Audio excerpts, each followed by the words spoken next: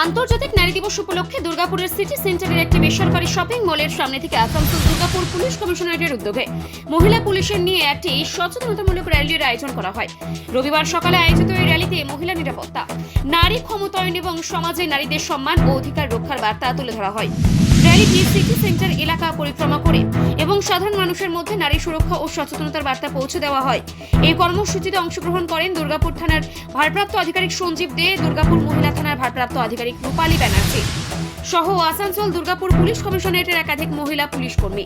নারী দিবস উপলক্ষে এই ধরনের উদ্যোগ সমাজের নারীদের প্রতি সম্মান ও নিরাপত্তা নিশ্চিত করার বার্তা ছড়িয়ে দিতে গুরুত্বপূর্ণ ভূমিকা পালন করবে বলে জানান উপস্থিত মহিলা থানার পুলিশ আধিকারিক রূপালী ব্যানার্জি। আজকে 8ই মার্চ আন্তর্জাতিক বিশ্ব নারী দিবস হিসেবে আমরা পালন করে থাকি, কিন্তু আমার মতে নারী দিবসটা প্রতিদিনই পালন করা উচিত। কেননা নারী দিবস কিন্তু not only one day is women day, everyday is women day. তো সুতরাং নারী কোনো সময় মেয়ে হিসেবে, মা হিসেবে, স্ত্রী হিসেবে, বোন হিসেবে এক একটা চরিত্র পালন করে যাচ্ছে। ভূমিকা সংসারে কিছু না কিছু তো ভূমিকা থাকেই। তো সুতরাং তাদের যেন সবাইকে সমান অধিকারটা ঠিকঠাকভাবে দেওয়া হোক। Sub inspector Rupali Banerjee, AC Durgapur women case. Andal থেকে সুদীপ্ত গোপ, পশ্চিমের বার্তা।